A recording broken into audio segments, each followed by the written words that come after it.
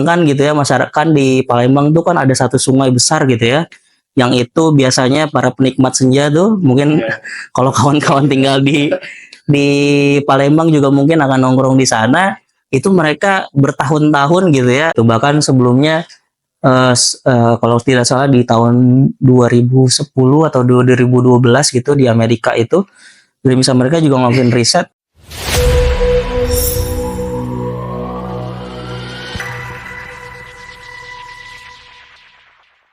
Halo sobat kampus semuanya, kembali lagi bersama kita di podcast UTM Pak. Tempat kita berbagi ilmu dan makna bersama saya Rizky Kristianto. Dan saya Salma Radinda. Nah, dan hari ini kita bakal bahas sesuatu yang makin relevan dan penting buat kita semua, yaitu gaya hidup ramah lingkungan alias green lifestyle. Betul banget teman-teman. Jadi untuk tanggung jawab mengenai lingkungan itu bukan cuma tanggung jawab pemerintah dan aktivis saja, tetapi kita juga sebagai generasi muda itu punya peran di dalamnya. Nah, biar bahasan kita makin berisi dan berilmu, kita kedatangan narasumber dari Greenpeace Indonesia. Nah, betul banget. Teman-teman perlu tahu dong ya, kalau Greenpeace Indonesia itu adalah organisasi internasional, nirlaba atau non-profit, yang dulu awalnya itu dibentuk di Vancouver, Kanada ya. Nah, penasaran teman-teman kan ya, pasti? Iya Pak, tanpa berlama-lama kita sambut itu Kak Raffi Al-Farisi. Halo semuanya, salam kenal. Gimana kabarnya hari ini, Kak? Alhamdulillah sehat. Kalian gimana kabarnya? Alhamdulillah saya juga. Mungkin bisa sedikit perkenalan nih sama teman-teman di rumah nih. Oh iya. Halo semuanya, nama saya Muhammad Raffi Al-Farisi, bisa dipanggil Raffi atau Faris. Saya dari Greenpeace Indonesia. Di Greenpeace Indonesia sebenarnya posisinya sebagai public engagement campaigner. Itu biasanya tuh bekerja dengan para relawan, organisasi, komunitas, sekolah, bahkan kampus. Kita bikin kegiatan yang sekiranya bisa bermanfaat buat lingkungan. Berarti untuk agenda terbaru nih Kak, saya juga sendiri sempat lihat nih di akun Instagram itu kalau nggak salah tuh ada salah satu di mana kegiatan dari Greenpeace itu melakukan gugatan ya terhadap yang kabut asap yang di Sumatera Selatan itu. Betul, di Palembang. Iya, itu sebenarnya salah satu aja ya di Greenpeace. Jadi kalau di Greenpeace tadi, terima kasih sudah di-mention soal itu. Di Greenpeace itu sebenarnya ada beberapa unit kampanye. Jadi kalau yang tadi udah disebutkan oleh siapa namanya? Rizky. Salma, sorry ya. Rizky Salma. Lanjut lagi. Kalau tadi yang disebutkan oleh Rizky itu salah satu kampanye kita itu kampanye hutan. Memang fokusnya itu perlindungan. Pertama pasti perlindungan terhadap hutan itu sendiri. Yang kedua terhadap hewan, tumbuhan yang tinggal di dalamnya. Berikut juga masyarakat. Nah, kabut asap kan apa ya? Itu untuk kasus Palembang sendiri sebenarnya bukan hal yang baru gitu. Itu mereka tuh sudah menghadapi itu jauh bahkan sebelum Greenpeace masuk ke sana gitu. Jadi kita posisinya di sini hanya membantu mengadvokasi kawan-kawan supaya sebenarnya mereka mendapatkan hak-hak mereka. Jadi bayangkan gitu ya, mungkin kita sebenarnya yang tinggal di Jakarta nih erat nih hubungannya nih soal asap-asapan ini nih. Kita kan mungkin kalau mereka sumbernya itu dari kebakaran hutan, kalau kita sumbernya dari mana? Dari kendaraan, pabrik juga, PLTU juga kan. Jadi cuma beda sumber aja. Tapi di situ tuh sebenarnya ada hak yang terlanggar sebenarnya. Dan itu hak itu sebenarnya harus dimiliki oleh siapa namanya? Setiap warga yang tinggal di sana, dan itu direnggut gitu sama perusahaan-perusahaan tertentu yang secara brutal gitu ya, bisa saya bilang membabat hutan dengan cara yang tidak semestinya, dan bahkan itu hanya mengedepankan profit atau keuntungan. Bayangkan gitu ya, masyarakat di Palembang tuh kan ada satu sungai besar gitu ya, yang itu biasanya para penikmat senja tuh mungkin kalau kawan-kawan tinggal di Palembang juga mungkin akan nongkrong di sana. Itu mereka bertahun-tahun gitu ya, nggak bisa tuh menikmati sungai yang begitu besar itu gitu, ditemani kopi hangat misalnya, nggak bisa tuh. Kadang mereka tuh apa ya, ya tadi untuk bernapas saja kadang kesulitan. Bayangkan mereka setiap hari, mungkin karena kita tuntutannya itu fokus kepada tahun 2018 sampai dengan 2023, kurang lebih selama 3 tahun itu bayangkan berangkat sekolah, pergi sekolah, atau kalian berangkat kuliah, pulang kuliah, nongkrong pakai masker gitu. Kayak suasana bahkan sebelum Covid ada, mereka udah merasakan itu gitu. Jadi itu salah satu hak gitu, hak atas udara yang bersih, dan itu sebenarnya kan dijamin oleh undang-undang gitu kan. Dan itu berhak untuk dimiliki. Dan lebih parahnya gitu ya, akibat akumulasi itu jadi banyak kesehatan warga gitu ya, terutama yang menggugat itu jadi terganggu. Ya 3 tahun ngirup asap yang nggak semestinya masuk ke dalam tubuh, bisa dibayangkan kan. Yang harusnya mungkin mereka bisa jauh hidup lebih lama misalkan, tapi karena kabut asap kondisi kesehatannya jadi buruk. Betul. Yang biasanya bisa sehat olahraga pagi-pagi nggak bisa tuh, itu belum yang kayak gitu-gitunya gitu. Jadi bayangin gitu, yang tadinya sehat walafiat tiba-tiba sering masuk rumah sakit karena ISPA dan penyakit apa namanya saluran pernapasan lainnya. Ini kurang lebih gitu sih. Jadi Greenpeace tuh nggak cuma menaungi tentang kerusakan lingkungan aja, tapi Betul. dampaknya juga nih terhadap masyarakat. Betul, iya. Karena itu yang utama gitu. Kadang kita tuh suka apa ya? Ini mungkin bisa jadi apa namanya teguran juga sih buat kita semua. Kadang kita kalau ngomongin lingkungan fokusnya tuh kemana? Biasanya kalau nggak ke hewannya atau tumbuhan aja kan. Kadang kita nggak pikirin nih ada nggak sih orang yang tinggal di sini gitu. Ada nggak sih orang masyarakat sekitar yang kedampak, atau kebalikannya gitu, kita lebih sudut pandangnya terhadap manusianya tapi nggak terhadap lingkungan. Dan Greenpeace maunya sih semuanya bisa dapat keuntungan yang sama gitu, bukan cuman manusia tapi juga hewan, tumbuhan dan lain sebagainya.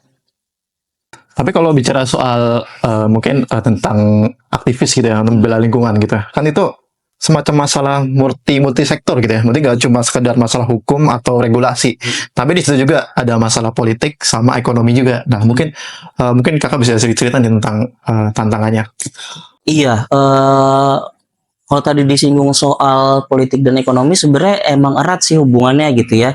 Kenapa?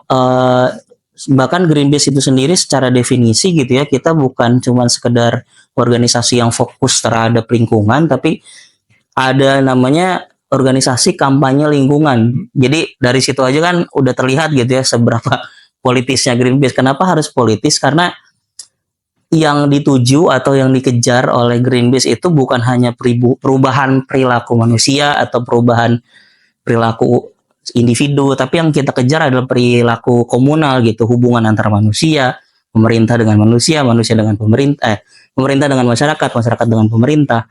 Jadi ada regulasi yang ketat gitu yang mengatur apapun yang berkaitan dengan masalah lingkungan. Salah satu contoh hal kecil misalkan, kita balik lagi ke yang kasus asap itu kan terjadi atas karena ada penyelewengan apa namanya pelanggaran peraturan kan, dan itu bebannya itu sebenarnya ada di pemerintah daerah untuk hal ini gitu. Dan ya itu kita mau regulasi itu diperketat, bukan hanya diperketat tapi juga dibatasi gitu, karena di beberapa kasus gitu yang harusnya mereka cuman dapat sekian hektar, ini dapatnya jadi 2 kali lipat, 3 kali karena minim pengawasan. Karena gitu sih sebenarnya alasan-alasannya lumayan cukup klasik, tapi ya itulah yang terjadi gitu di lapangan. Karena emang terlalu banyak pembiaran gitu. Betul. Semakin sini semakin banyak. Betul. Oke, kita langsung lanjut ke topik utamanya Kak, tentang anak muda yang mungkin peduli terhadap lingkungan. Seperti kita lihat ya Pak, kalau di media sosial itu mungkin banyak pegiat lingkungan nih, kayak misal Pandawara, terus misal kayak Andrew Kalawit gitu. Nah kalau menurut kakak sendiri tuh seberapa penting sih kita sebagai anak muda tuh untuk menjaga lingkungan gitu? Penting banget sih kalau soal menjaga lingkungan ya. Saya gini aja sih, langsung direct aja gitu ya. Kita nggak perlu ngomongin seberapa pentingnya apa misalkan orang utan gitu ya. Bukan berarti saya mau menafikan itu semua ya. Seberapa pentingnya badak bercula satu. Kita coba nge-refer ke diri kita sendiri. Sebenarnya apa sih yang paling penting gitu soal lingkungan dan hubungannya sama kita? Ya kata kuncinya sebenarnya sederhana, masa depan. Ya bayangkan kita nih kan ada dulu sempat viral tuh saya perintis bukan pewaris, pernah dengar istilah itu nggak? Ya, sering banget itu. Sayangnya untuk kasus lingkungan gitu ya, kita tuh perintis sekaligus pewaris gitu. Jadi kenapa begitu? Karena pewaris dalam artian ya mau nggak mau kita akan melanjutkan keberlangsungan hidup kan di Indonesia gitu kan. Bukan berarti saya akan bilang orang-orang yang akan lebih jauh lebih tua akan mati gitu ya, enggak. Tapi apa yang mereka lakukan sekarang, terutama orang-orang yang punya power gitu ya, punya kekuatan dalam hal ini misalkan orang-orang yang duduk di kursi pemerintahan, siapapun itu, dimanapun itu posisinya, otomatis akan berdampak pada kita. Posisi kita sekarang bukan di level itu kan. ya itulah korban, bukan korban, itulah kita sebagai pewaris ya itu gitu. Bayangkan mereka berperilaku yang sewenang-wenang, apalagi yang urusannya berkaitan dengan masalah lingkungan. Dan masalah lingkungan itu, yang tadi saya bilang, dampaknya itu bukan cuma ke perorangan, tapi ke banyak orang kan. Ya, beban kita sebagai pewaris ya itu. Kalau mereka aneh-aneh ya kita juga makin aneh gitu, makin gak jelas masa depannya. Soal gampang misalkan transportasi gitu ya. Kemarin kan sempat heboh tuh ya, demo Gojek tuh. Kalian sempat lihat mungkin urusan hak Gojek gitu-gitu. Itu kan berarti bisa dibilang sebenarnya itu bentuk kegagalan pemerintah sebenarnya memberikan transportasi publik yang memang layak buat masyarakat gitu ya. Kalau kita ngomongin konteks Jakarta aja. Kalau boleh jujur nih misalkan ya, saya tanya ke kalian berdua gitu, seberapa sering kalian ke kampus bolak-balik dari rumah naik KRL atau naik busway atau naik mikrotrans? Setiap hari bagus. Tanpa bolong kan? Bagus banget, tapi bayangkan ada orang yang punya keterbatasan gitu ya, bahkan kayaknya kalau nggak ada transportasi publik ya mereka nggak bisa kemana-mana. Itu kan dampaknya gede banget kan. Nah itu kan yang meregulasi siapa? Pemerintah kan. Mau nggak mau ya kita sebagai tanda kutip waris gitu ya, atau masyarakat ya kan pasti akan beban. Kedua perintis, ada beban yang cukup gede buat kita nih dalam tanda kutip sebagai perintis itu. Ya tadi mau nggak mau, kalau yang sekarang tadi punya power kuasa itu aneh-aneh, otomatis kita harus dipaksa, dituntut untuk bisa cepat beradaptasi, cepat bikin inovasi lah. Apapun, kalian mungkin sekarang bisa searching di IG macam-macam lah. Itu soal inovasi-inovasi teknologi yang berkaitan tentang energi bersih, pemanfaatan energi baru, dan lain sebagainya. Itu kan tuntutannya besar ke generasi kita sekarang gitu kan. Ya itu, bayangkan kita kalau misalkan kita berjalan di jalan yang sangat berat itu, dan menurut saya akan sangat aneh ketika anak muda tuh malah mikir apa sih pentingnya sadar lingkungan gitu buat kita, padahal masalahnya tuh udah seberat itu gitu. Jadi intinya apapun yang kita lakukan tuh korbannya bukan cuma kita ya, tapi mungkin juga anak cucu kita bakal kena dampaknya juga. Karena kan kita suatu saat akan jadi waris juga, maksudnya kita akan mewariskan juga kan. Betul. Tapi yang tadi kakak bilang, kan masih banyak anak muda yang berpikir, kalau misalkan kita doang yang ini ngaruhnya kayak gimana sih, cara nyikapinnya itu gimana biar kita nggak selalu mikir kayak gitu. Kita mau nyoba nih tapi iya, jadi sebenarnya biasa sih orang, ini pengalaman saya aja ya gitu ya, biasanya orang berpikir seperti itu kemungkinan sih ada beberapa hal ya. Yang pasti yang pasti pertama, mereka mungkin karena circle-nya aja dulu diperbaiki gitu ya. Siapa teman dekatnya, siapa yang mempengaruhi pola pikir kita, apa sih bacaan kita, apa sih feed Instagram kita, apa sih misalkan ya apapun itu yang berkaitan dengan hidup kita tuh sekarang di mana gitu. Menurut saya sih informasi ya sekarang tuh bisa diakses dengan mudah, tinggal kita, karena kan itu pilihan kan, tinggal kita aja, kita mau nggak milih gitu buat feed Instagram kita jadi soal itu semua. Contoh misalnya tadi soal Pandawara lah, soal Greenpeace lah, atau soal lingkungan, soal siapapun yang ngomongin soal lingkungan, kita mau nggak tuh feed Instagram kita soal itu? Atau yang hal lain, kita mau nggak merubah circle gitu ya, pertemanan atau siapapun orang-orang yang kemungkinan besar mempengaruhi kita supaya kita berpikir jauh lebih positif soal lingkungan, atau ini dampak lingkungan udah sangat buruk buat kita sendiri gitu. Jadi sebenarnya pilihannya tuh ada di kita. Tapi memang kadang tuh orang mungkin ada ya yang mengaku-ngaku bosan dirinya introvert gitu. Oh, saya nggak bisa bergaul, justru lingkungan itu soal diri sendiri. Jadi itu tuh soal kita gitu. Jadi kalau kita nggak, ya tadi ya, kalau kita mau terus-terusan kayak gitu ya gimana? Saya juga bingung gitu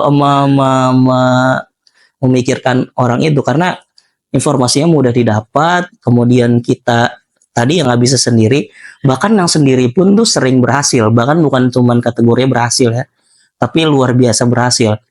Kalian mungkin pernah dengar ya, di 2018 itu tuh ada seorang anak dari Swedia namanya Greta Thunberg. Pernah dengar gak? Itu tuh anak kecil umur 11 tahun yang dia demo setiap hari Jumat. siang-siang dia nggak mau sekolah, dia demo di depan, kalau kita bisa dibilang gedung DPR lah di Swedia itu. Dia ngomong di situ, selama lingkungan masih buruk, selama lingkungan masih nggak baik buat saya, dia ngomong buat dirinya sendiri, dia nggak akan sekolah setiap Jumat, dia akan terus datang ke depan gedung DPR setiap hari Jumat, setiap hari dia akan bolos sekolah. Itu satu orang. Besoknya 2 hari 3 hari temennya datang 5 orang, 3 orang, sampai sekarang itu gerakannya tuh udah diikuti lebih dari 50 negara. Jadi yang seorang aja bisa kayak gitu. Itu di di luar negeri ya. Di Indonesia tuh banyak banget contohnya. Ada salah satu tokoh, salah satu orang anak perempuan. Itu tuh anaknya saya lupa namanya, tapi dia itu anak dari seorang pendiri komunitas namanya Ekoton. Ekoton itu fokusnya terhadap tadi itu limbah plastik. Mereka biasanya melakukan penelitian, ada filmnya juga tuh soal penelitian mereka. Kalau teman-teman pernah nonton film Pulau Plastik, itu ada tuh. Itu ada salah satu yang meneliti itu bapaknya, dan kemudian anaknya ini yang jadi bahan penelitian ya, sekaligus juga yang mengkampanyekan. Saya lupa kalau nggak salah namanya Aisyah. Itu dia ya sama melakukan hal yang sama yang Greta lakukan gitu, sampai kemudian bisa ngomong di forum internasional gitu, selevel COP, Conference of Parties, yang setiap tahun tuh isinya ngobrolin soal masa depan, lingkungan gitu-gitu ya, perubahan iklim gitu-gitu. Dia bisa sampai ke sana gitu. Itu satu orang gitu. Bayangkan ya tadi gitu. Kalau misalkan kalian sendiri coba cari gitu forum-forum, saya kira sih banyak ya kalau sekarang. Nggak harus lewat Greenpeace, nggak harus lewat organisasi yang cukup terkenal gitu. Mulai dari hal-hal yang sederhana, bahkan di level kampus lah, level pertemanan juga bisa. Pandawara kan level pertemanan kan, iya kan? Maksudnya mereka aja bisa, masa kalian nggak bisa gitu? Channelnya udah punya sama-sama, jadi corongnya udah banyak. Jadi menurut saya sih agak semua bisa dicapai lah. Oke, jadi pada intinya tuh aksi sekecil apapun dari kita itu bakal berharga buat lingkungannya. Nah, terus berbicara soal Indonesia nih, kan banyak banget isu lingkungan di Indonesia. Kayak misal Jakarta tenggelam, terus mungkin pesisir utara Pulau Jawa yang mungkin tenggelam juga gitu. Terus ada yang mungkin isu mengenai udara Jakarta tahun 2050 tuh udah nggak bisa dihirup. Kalau dari Greenpeace sendiri tuh udah pernah melakukan tinjauan belum tentang seberapa parah sih kerusakan lingkungan di Indonesia gitu? Banyak sih ya, mungkin saya ngambil yang paling terakhir aja ya. Riset kami tentang ditemukannya plastik di darah orang yang tinggal di Jakarta. Itu kalau nggak salah itu 2024, saya lupa bulannya. Jadi kami melakukan riset, itu ada beberapa orang-orang yang diambil sampel-sampel darahnya, terus sampel fesesnya, dan itu sesuai dengan prediksi kami gitu. Jadi di Jakarta tuh sudah ditemukan ya, kurang lebih orang Jabodetabek lah, udah ditemukan gitu di dalam darah orang, di beberapa orang yang tinggal di Jakarta tuh udah ada kandungan mikroplastiknya. Di fesesnya juga ada gitu. Bahkan sebelumnya kalau tidak salah di tahun 2010 atau 2012 gitu di Amerika itu, dari misalnya mereka juga ngelakuin riset, mikroplastik itu ada di ASI. Jadi bayangin itu ada bayi yang baru lahir, terus dia harus, kan wajib ya ASI ya 2 tahun kan, dia minum tuh setiap hari ada mikroplastik gitu karena orang tuanya udah ada. Tapi lebih jauh kan dampaknya apa sih mikroplastik gitu ya buat badan, ya buruk banget gitu. Bayangin aja itu seharusnya nggak ada tuh di tubuh manusia gitu, dan dampaknya bisa macam-macam dan kita nggak tahu gitu, belum tahu kita dampaknya. Saking nggak taunya ya itu seberbahaya itu. Bisa jadi kemungkinan ada penyakit-penyakit yang belum teridentifikasi, bisa jadi pemicu penyakit yang memang udah terlanjur parah dan bahkan belum ada obatnya, misalkan kayak kanker, kan tergantung dia ada di mana gitu ya. Namanya di darah kan, berarti dia punya akses ke semua organ dan bagian tubuh kita kan. Itu sih paling. Tapi itu diduga tuh dari mana tuh Kak? Kok bisa ada mikroplastik di dalam? Banyak sih ya sumbernya, terutama sih biasanya kalau ini nih, kalau kawan-kawan masih sering minum kemasan gitu ya, minum dari air minum dalam kemasan gitu ya, MDK apapun bentuknya, yang botol, yang gelas gitu, ya itu karena kan kodratnya nih ya, plastik itu kan tidak seharusnya dia di suhu tertentu gitu, dia akan memuai gitu kan. Yaitu gelas-gelas yang dipajang di warung-warung itu kan bukan cuman kena sinar matahari tuh, kena panas knalpot, kena apalah gitu kan di pinggir-pinggir jalan, dan itu ada pengaruhnya, dan dia larut ke dalam air yang apapun itu jenis minumannya ya, yang larut ke dalam itu, ke dalam apa namanya, minumannya itu sendiri gitu. Belum lagi yang makanan juga, makanan dalam kemasan kan juga sering banyak ya. Sekarang misalkan kalian beli pesan gitu ya, pesan makanan dari manapun lah, tempat manapun, yang masih gunain styrofoam, yang masih gunain apalah itu, pokoknya yang masih ada plastiknya, yaitu bisa kan panas-panas. Contoh misalkan apa, siapa tadi namanya, Salma ya, bisa blak panas-panas pesan apalah aplikasi online, langsung blok aja dimasukin kan. Terus bayangin dia selama perjalanan tuh dia panas kan. Nah itu ada kandungan-kandungan plastik yang kemudian leleh masuk ke dalam makanannya, dan itu kita makan gitu. Terus juga misalkan tadi siapa namanya, Rizky gitu ya, apapun lah, beli minuman lah segala macam yang tadi kejemur. Contoh misalkan dia air minum dalam kemasan perjalanannya panjang ya, mulai dari dia pabrik kemudian sampai masuk ke supermarket, dari supermarket yang grosir gitu ya, terus supermarket yang grosir masuk lagi ke supermarket yang kecil-kecil, belum nanti di supermarket yang kecil-kecil itu dibeli lagi sama pedagang-pedagang ya. Perjalanan tuh panjang tuh, itu kan perubahan suhunya kan macam-macam kan, terdiri dari dingin banget terus kemudian masuk ke panas, transportasi, nggak ada yang pernah membayangkan kan. Tapi ya itu yang kita temukan, itu akhirnya ada kontaminasi mikroplastik ke minuman yang kita minum, dan saking bahayanya kita nggak tahu seberapa berbahaya itu, karena belum ada penelitian yang benar-benar cukup apa namanya, menjelaskan lebih detail soal dampak mikroplastik buat tubuh tuh apa gitu. Jadi emang merugikan banget ya, berarti kita sehari-hari itu cuma minum gitu, tapi secara nggak sadar ada mikroplastik gitu dalam diri kita. Itu kan baru di Jakarta ya, itu kalau skala nasional gitu ya, berarti masih banyak hal lain yang mungkin yang hal-hal medis kayak gitu ya, yang mungkin berbahaya gitu buat diri kita ya. Kayak misal teman-teman kita yang di Sumatera dengan kabut asapnya, terus yang di Kalimantan juga sama gitu ya, terus yang di pesisir utara Pulau Jawa mungkin terancam untuk tenggelam juga gitu. Jadi saya bukan kemudian mendiskreditkan kawan-kawan yang tinggal di daerah-daerah yang mungkin aksesnya masih jauh terbatas ya. Ya bayangkan aja kita dengan segala semua kemewahan dan segala semua akses yang cukup mudah didapat, terutama misalkan akses ke rumah sakit ketika sakit atau apapun itulah, di sini kan cukup mudah gitu ya. Yaitu mungkin kejadian juga di daerah-daerah yang mereka nggak seberuntung kita, dan bahkan penanganannya ya jauh lebih, misalkan lebih buruk bisa jadi gitu ya dibandingkan kita gitu, kalau misalkan mereka terpapar. Contoh misalkan yang tadi pesisir Pulau Jawa gitu kan banyak banget ini ya, selain kemudian tadi ada ancaman tenggelam gitu karena wilayahnya selalu abrasi dan kenaikan muka air laut setiap tahunnya, tapi juga dihadapkan oleh problematika masalah lingkungan yang lain gitu. Ada PLTU itu kan di barisan Pulau Jawa tuh banyak banget gitu ya, mulai dari mana tuh, Surabaya, kemudian ditarik, ditarik sampai situ ada banyak banget. Itu udaranya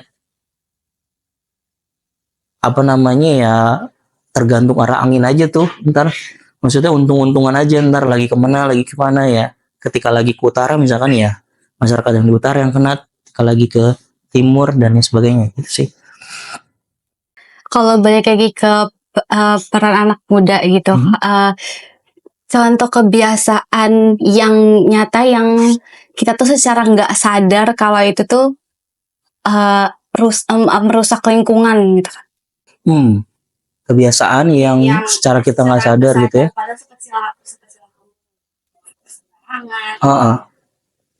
Banyak sih ya, mungkin yang tadi itu, kalau soal buang sampah sembarangan kayaknya levelnya kita harus naikin sih ya.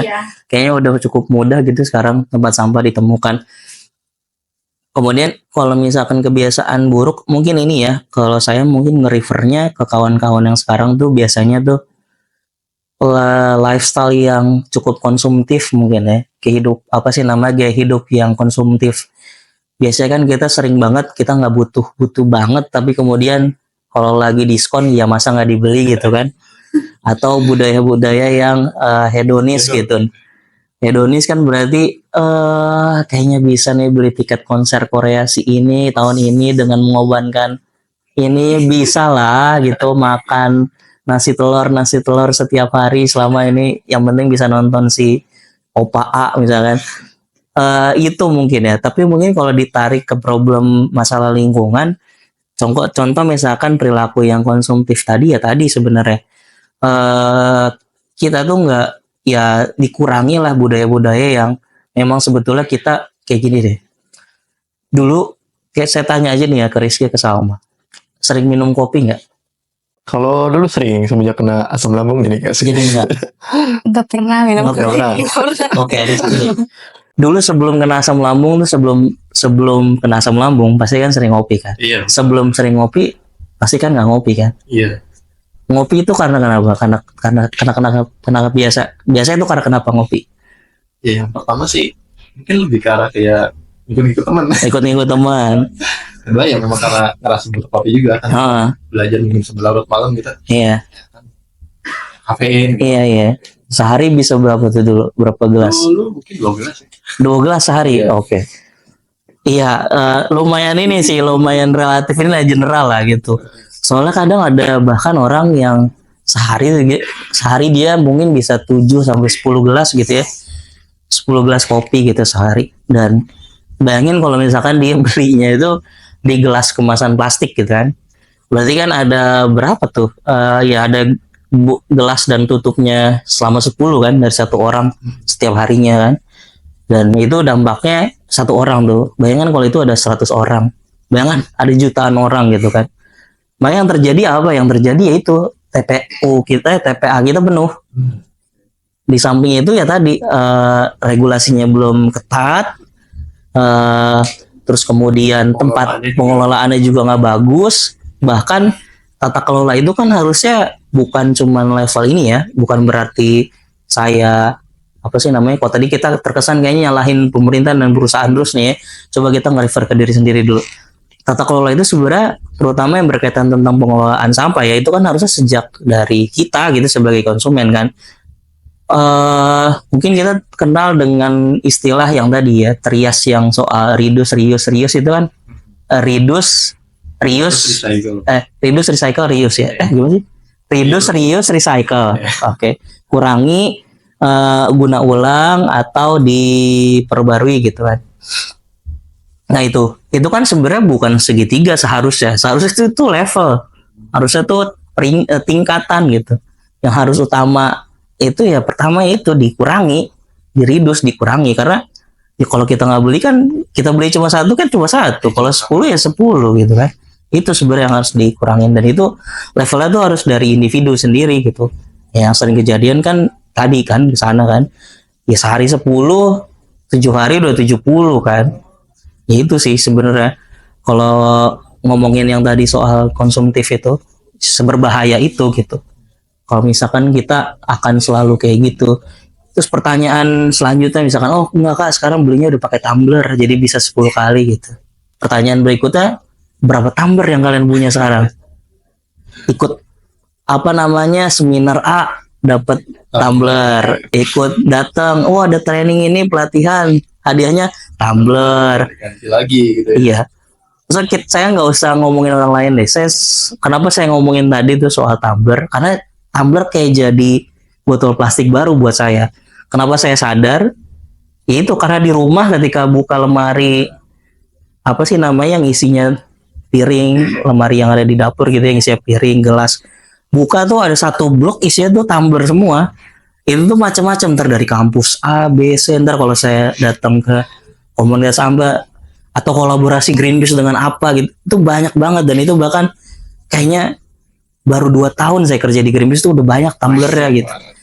Bayangin kalau itu terus terjadi gitu. Makanya itu sih, jadi bahkan tumbler itu sekarang udah jadi masalah gitu. Kalau misalkan ya tadi konsumtif itu ya, apa sih sekarang kan banyak tuh tumbler-tumbler yang kroksikilan itu kan banyak banget tuh kan. Orang bahkan rela beli gitu dengan harga yang luar biasa mahal gitu kan. Kadang punyanya kadang nggak satu gitu, bisa dua, tiga. Kadang mau hari Senin warnanya merah, misalkan Selasa biru gitu. Jadi itu sih sifat konsumtif tadi ya. Kalau ya berikut juga tadi hedonis tadi, kita nggak memprioritaskan apa yang kita butuh lebih dulu gitu. Kayak misalkan kalau itu dihubungkan sama perilaku manusia gitu ya, perilaku kita yang harusnya sustainable living gitu, ya tadi dengan kita punya uang yang lebih banyak misalkan, kita tuh harusnya jadi punya semakin banyak opsi kan. Opsi untuk makanan yang misalkan lebih sustainable, kita tahu sumbernya. Kan sekarang banyak banget tuh kayak misalkan kalau kalian ke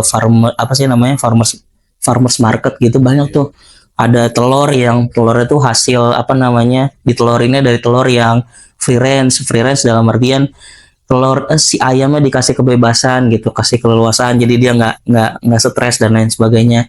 Atau susu atau daging yang dari sustainable atau dikurangi bahkan makan dagingnya.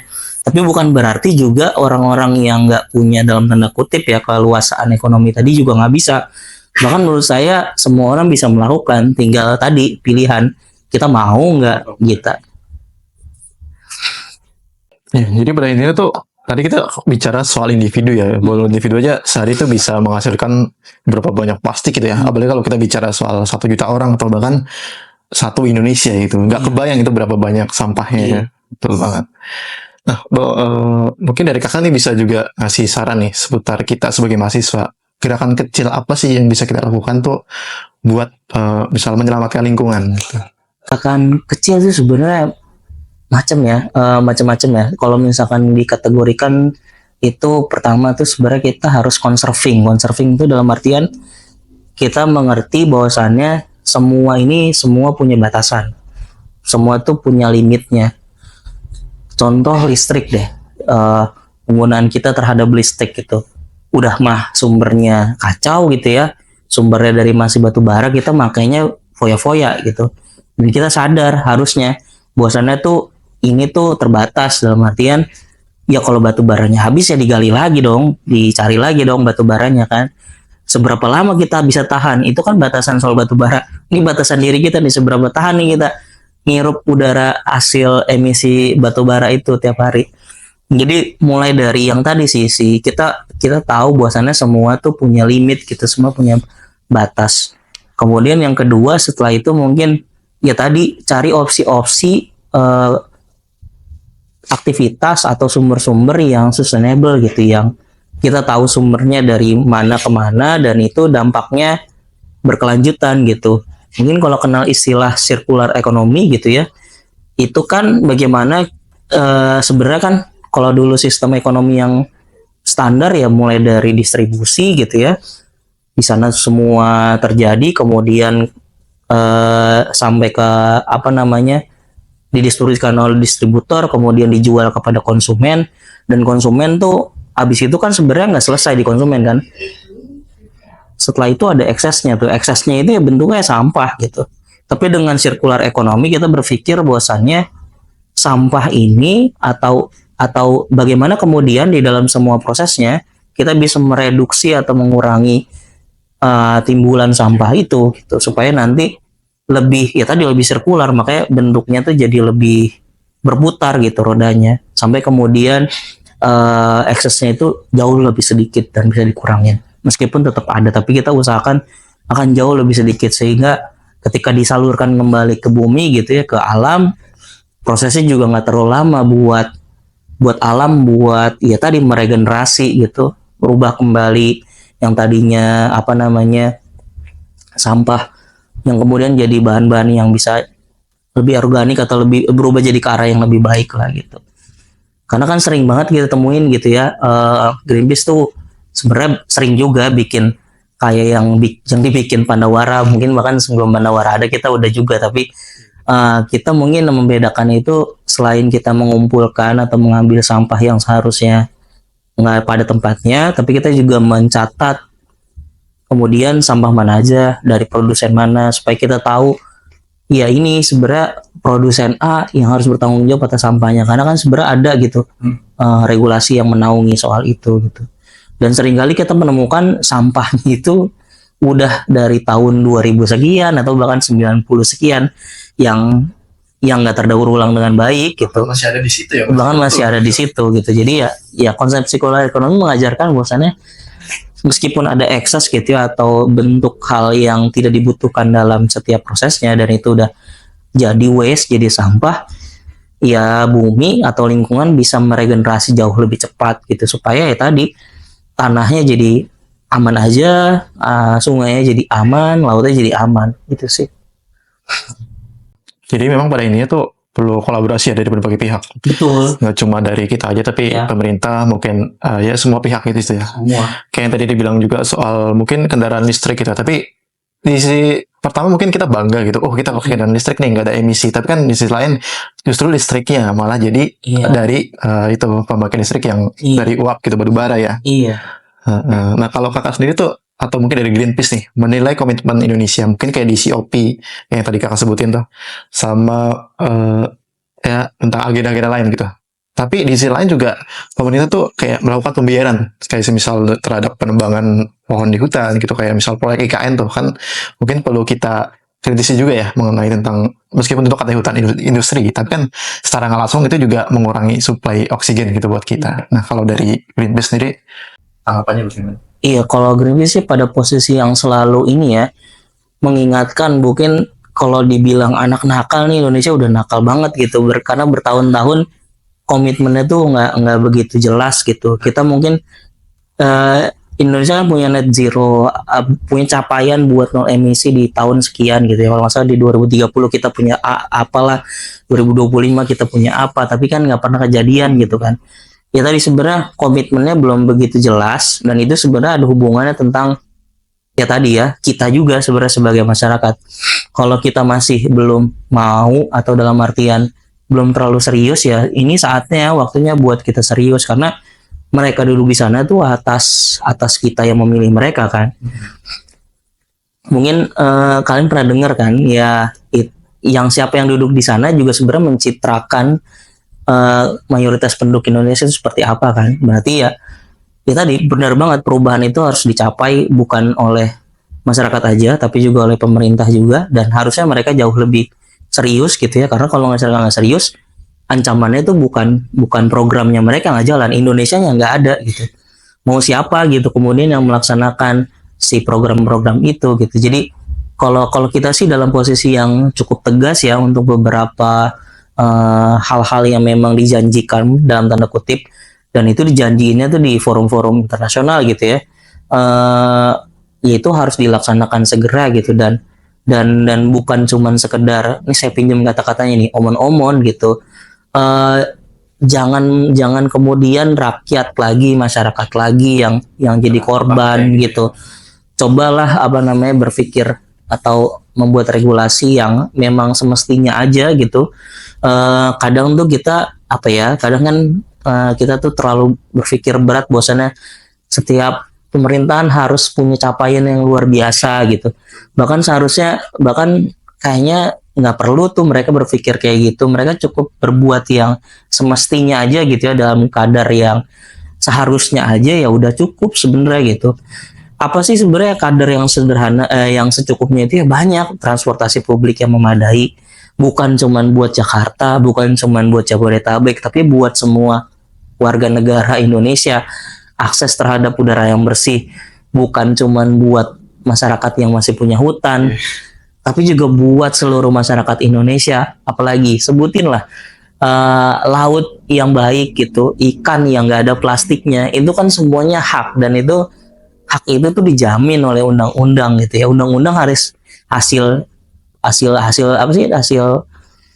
usaha berpikir bersama gitu kan, dan itu pemikiran banyak orang, dan itu tinggal ditegakin aja gitu, nggak usah kemudian wah susah rumit gitu, wah nggak usah gitu. Kita ya itu yang dibilang, yang saya ucapkan tadi gitu ya, pemerintah ketika buat, bahkan ketika pemerintah itu berbuat melakukan sesuatu yang secukupnya aja buat kita masyarakat itu ya udah cukup berdampak gitu. Apalagi misalkan dia melakukan sesuatu yang luar biasa untuk hal-hal problem-problem yang luar biasa juga. Itu sih. Nah, tadi kan kita udah bahas tentang kasus kerusakan lingkungan atau dan lainnya. Nah, dari kakak sendiri gimana sih melihat kita anak muda yang setiap harinya memakai sosial media, Instagram, TikTok ataupun podcast ini yang nantinya akan tayang di YouTube? Peran anak muda Gimana cara Gimana tuh cara kita mengedukasi, mengedukasi, sekaligus menginspirasi mungkin ya teman-teman lainnya. Kalau soal edukasi dan inspirasi sih sebenarnya apa tadi soal apa namanya cara peran anak muda. Mahasiswa sebagai mahasiswa untuk menginspirasi sekaligus mengedukasi. Ya kan mungkin nggak selamanya kita dapat tentang pelajaran atau mata kuliah tentang kerusakan lingkungan gitu ya di Oke. kampus.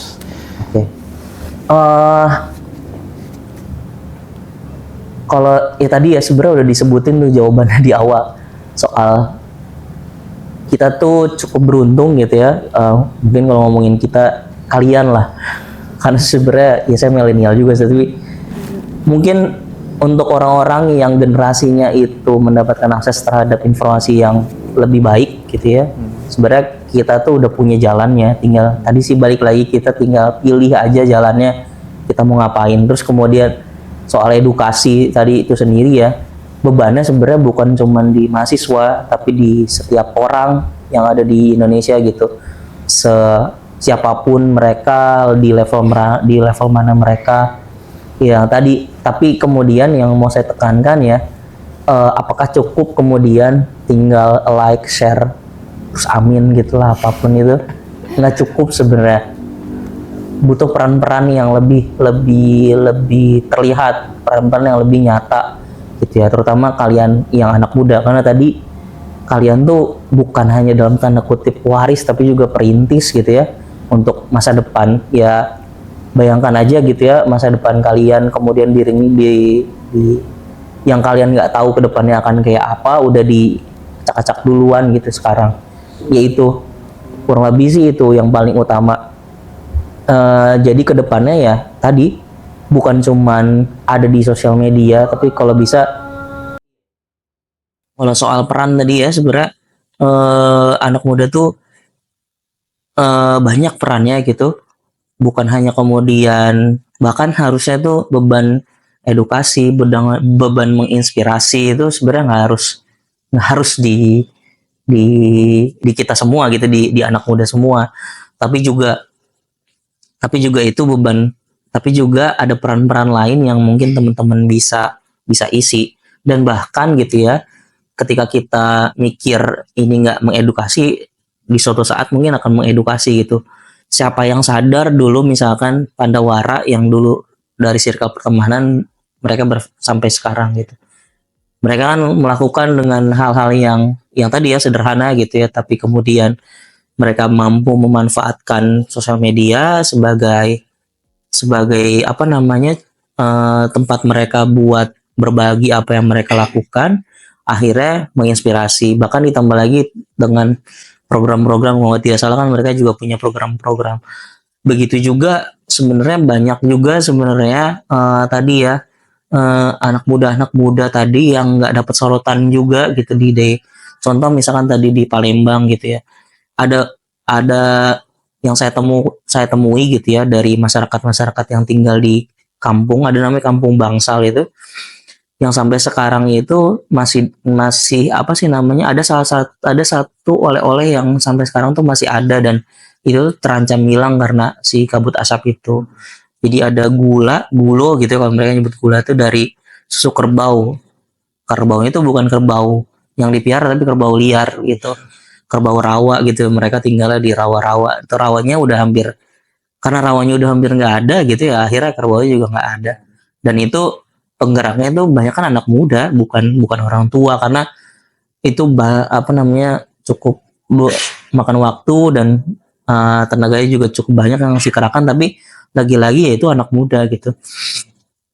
Belum lagi misalkan yang di Papua gitu ya, mereka kalau dibilang akses ya mereka punya dapat hal yang sama, tapi kondisinya kan jauh berbeda gitu ya. Yang saya temukan juga teman-teman kita di Sorong, di Jayapura, belum lagi yang di pedalaman, di Timika lah, di Merauke lah, Tempinabuan sebutin lah. Mereka tuh banyak yang apa sih namanya menginspirasi gitu, tapi lagi-lagi itu bebannya nggak harus dibebankan kepada anak muda. Menurut saya sih anak muda tuh cukup ini aja berlaku eh, berlaku semestinya aja dan kemudian tadi apa namanya jangan kemudian bukan semestinya ya jangan kemudian kalau kita nih yang tadi misalkan punya akses informasi yang gampang sosial media gampang gitu jangan kemudian cuman nge-like cuman nge-share terus komen tapi coba tunjukkan juga eksistensinya di aksi nyatanya di publiknya gitu apapun lah bentuknya mau penanaman mangrove penanaman pohon kembali apapun bentuknya tapi buat gitu. Eh, karena dengan berlaku yang semestinya aja sekarang tuh nggak cukup gitu secukupnya aja kadang nggak cukup gitu buat kita sekarang nah itulah beban anak muda sekarang jadi di sisi yang lain juga kita juga harus aware gitu bahwasannya semua ini pasti berkaitan dengan yang tadi maksudnya perubahan itu nggak bisa di yang tadi karena kan sudah di-mention juga tuh tentang perubahan itu nggak bisa dicapai oleh anak muda sendiri tapi kita ini mayoritas kan sebenarnya dan cara kita merubah itu ya tadi kita tuh bisa menekan dengan caranya kita gitu ya untuk mempengaruhi regulasi yang kita mau capai supaya itu jadi berubah gitu kan. Iya, saya sih cukup seneng gitu ya. Sekarang banyak banget anak-anak gitu ya, anak-anak muda terutama yang bergeliat di kampus gitu, mulai pada turun ke jalan lagi, demo lah apapun. Ya itu bagian dari itu karena lagi-lagi tadi kalau misalkan masyarakatnya aja yang berubah tapi regulasinya masih lemah, ya kita tetap kecolongan juga.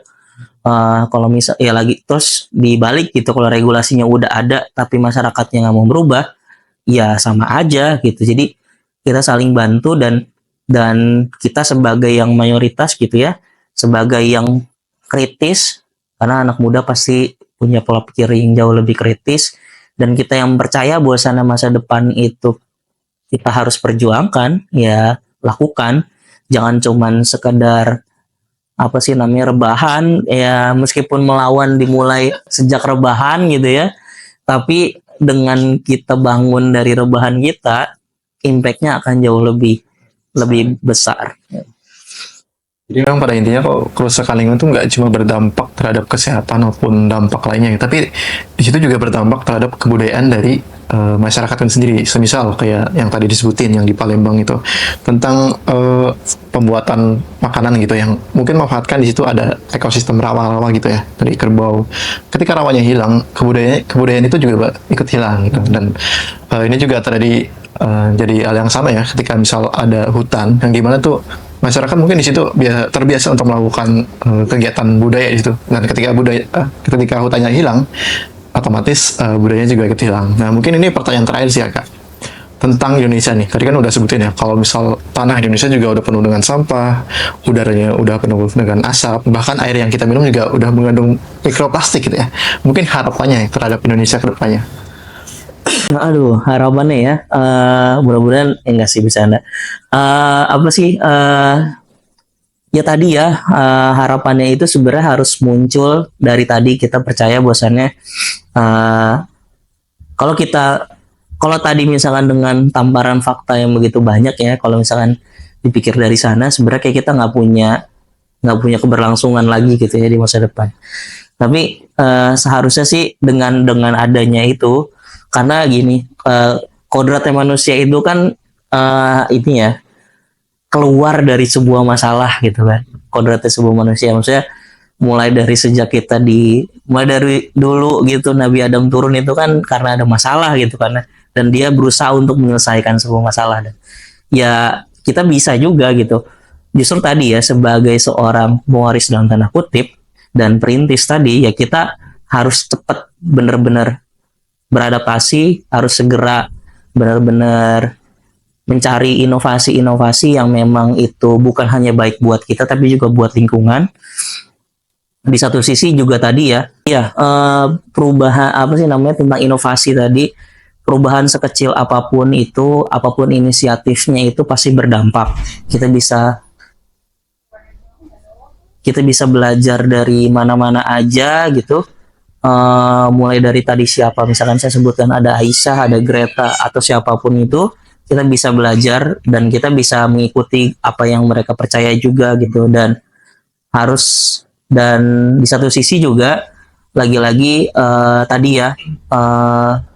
karena perubahan bisa dicapai oleh siapa saja, otomatis kita harus juga bisa terbuka soal hal-hal yang memang kemungkinan akan mengganggu kita gitu, terutama yang berkaitan dengan inovasi dan teknologi. Kita harus tetap kritis oleh hal tersebut supaya lagi-lagi gitu ya, kita nggak cuma melihat ini sebagai sebuah keuntungan pribadi tapi juga bisa bermanfaat buat orang banyak gitu sih paling.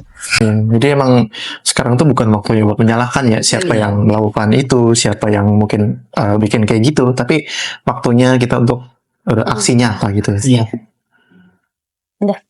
Teman-teman, gak berasa banget nih kita udah di akhir. Banyak banget tadi insight yang didapat dari obrolan dari awal tadi, mulai dari peran gimana anak muda untuk menyelamatkan bumi, terus juga hal sekecil apapun tuh pasti berdampak juga sama kita semua. Betul banget. Jadi terima kasih banyak nih buat Kak Raffi. Iya, sama-sama Rizky sama. Udah datang ke sini terus memberikan banyak pencerahan mungkin kepada teman-teman tentang gaya hidup yang ramah lingkungan. Nah, terima kasih juga untuk teman-teman yang udah nonton podcast ini dari awal. Jangan lupa untuk di-like, di-komen, dan di-share ke semuanya. Dan jangan lupa untuk follow semua sosial media UTM Jakarta untuk tidak ketinggalan semua informasi-informasinya. Dan juga jangan lupa untuk follow sosial media atau Instagram dari Greenpeace Indonesia untuk mendapatkan insight lebih lanjut nih. Ya, buat kita semua. Sampai jumpa di UTM berikutnya. Bye-bye.